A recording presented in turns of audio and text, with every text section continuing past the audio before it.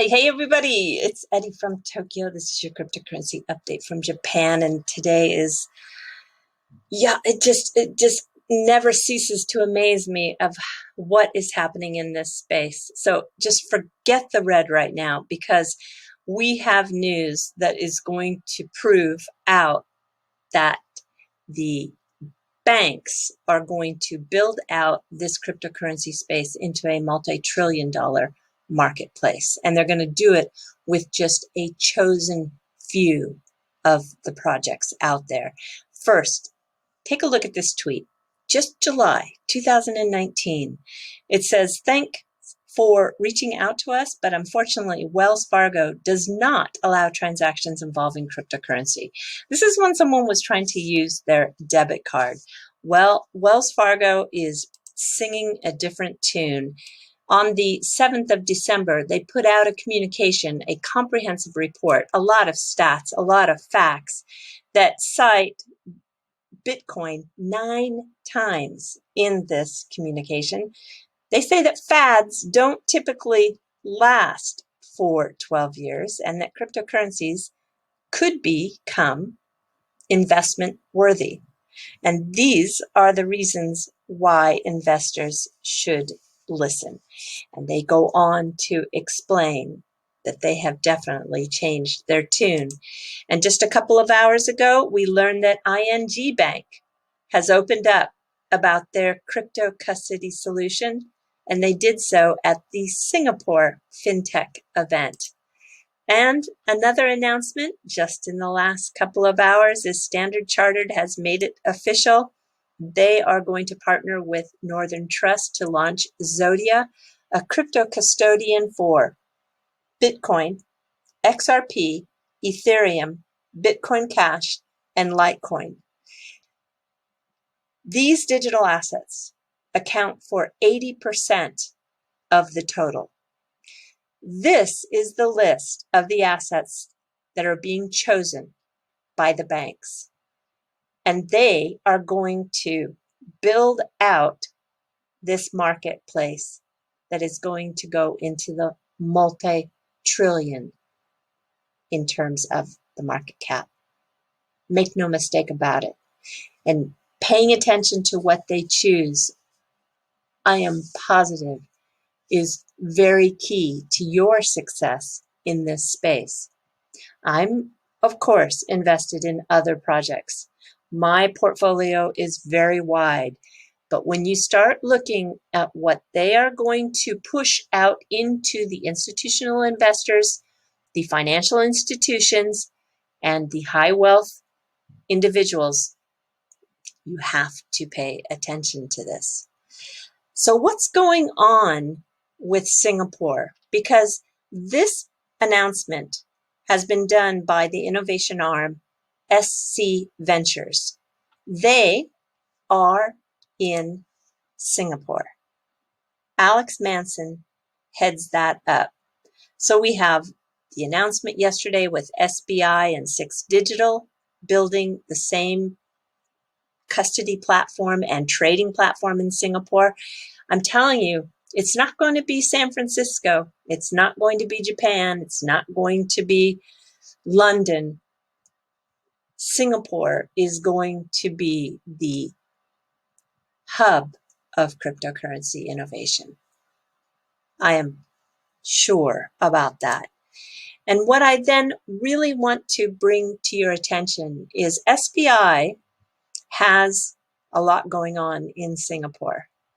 This is the wholly owned leading private equity firm, SBI Ven Capital. They make investments across Asia.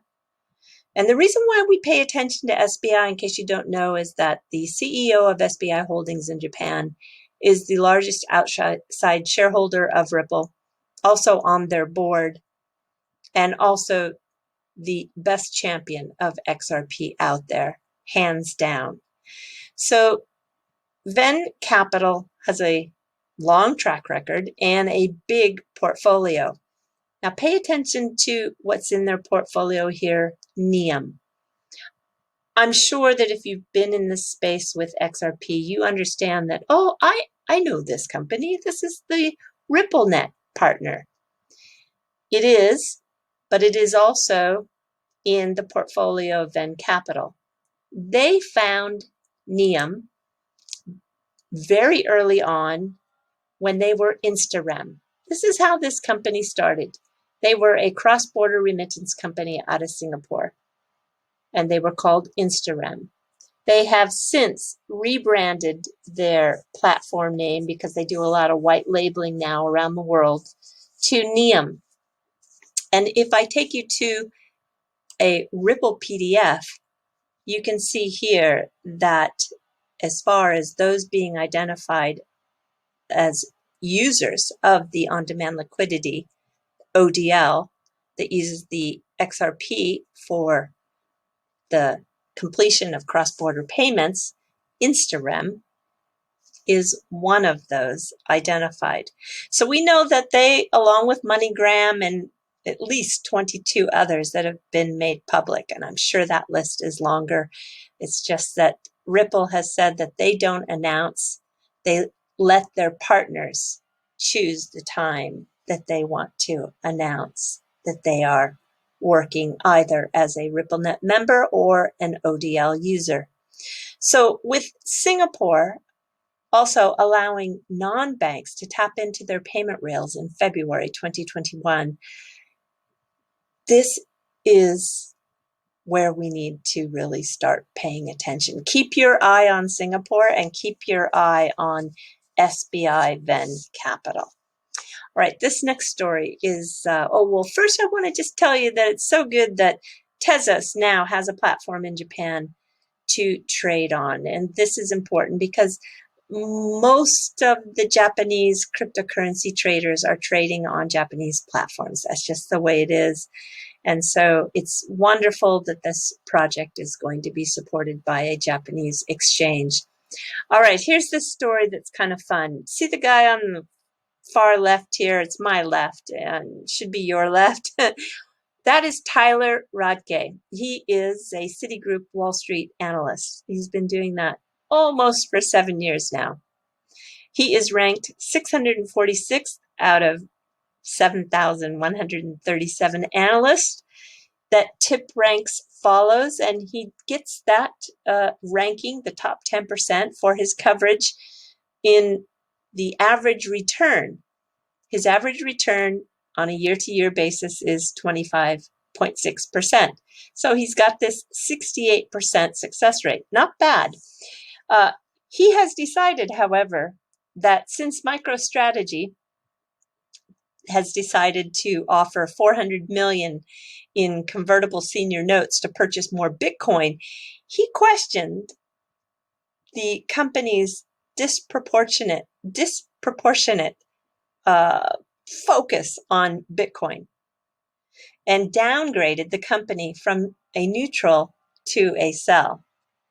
And it triggered a 13% slide in the MicroStrategy stock.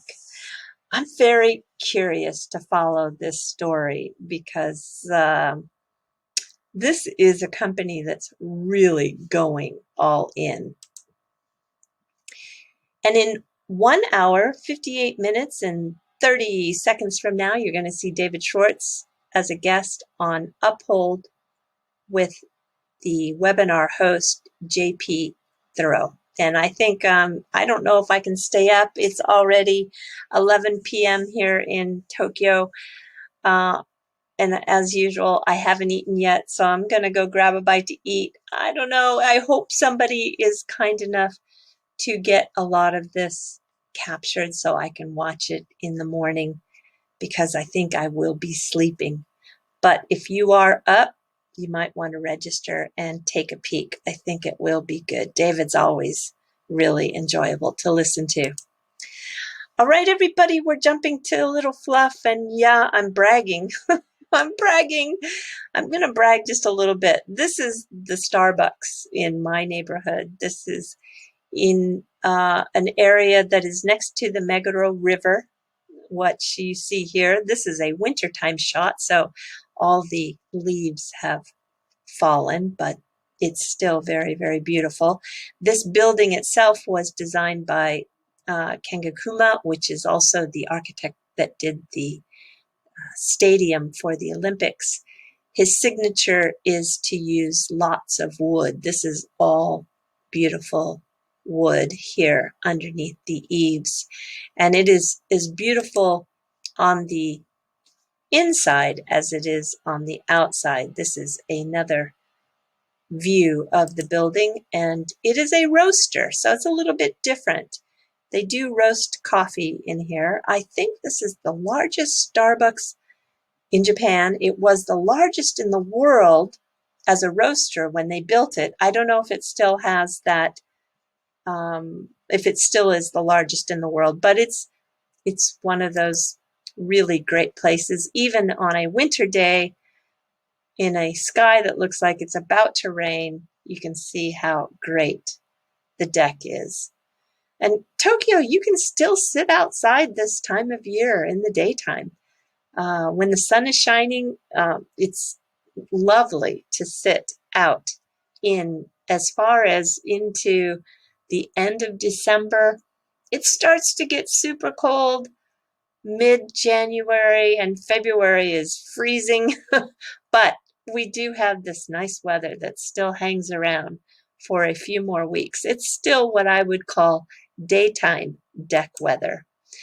But I'm not going to talk only about Starbucks. I want to show you that there is a collaboration with that particular Starbucks, and it's with a company that's now has its 5th generation running it. It's a 160-year-old company called Shimada Koen. They're in Kyoto, and they're the maker of these Gosho dolls. Gosho is a kind of porcelain, and the maker is famous for these little chubby, cute infants that first were created during the Edo period when they were given as gifts to daimyo, who at that time were ordered by the shogun to move to a new domain every couple of years. And that was a system that he did to avoid any sort of corruption or relationships that could be a power play against the shogun's power. He didn't want the daimyos to get too close to the local people, so he would have them just get up and move the entire family. And in that move, he would give these Gosho dolls as a gift. They were considered sort of a good luck charm because they represented happiness and health.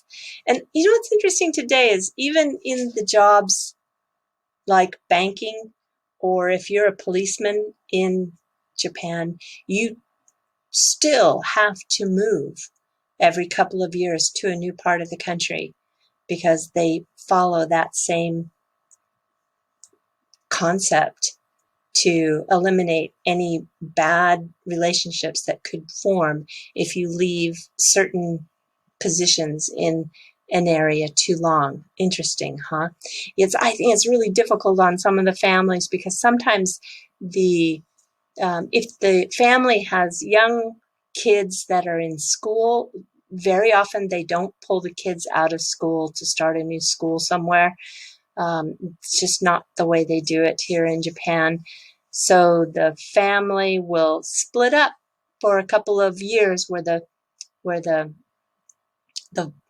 person who gets transferred, sometimes it's in fact, I was doing my working with young students today who have come back to Japan, and they're preparing their exams for high schools, and you can't make the assumption it's always the dad gets transferred, actually, and it was her mom that got transferred, and they left the dad behind, and they were she's been in 6 countries.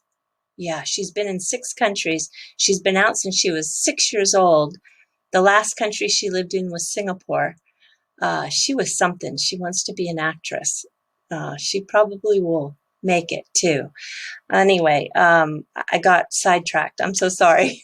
So I guess what I was trying to say is that this collaboration at Starbucks is I think, really cool because on the 15th of December, they're going to make this line of Gosho Maneki Neko, which is the cat. It beckons customers and good sales.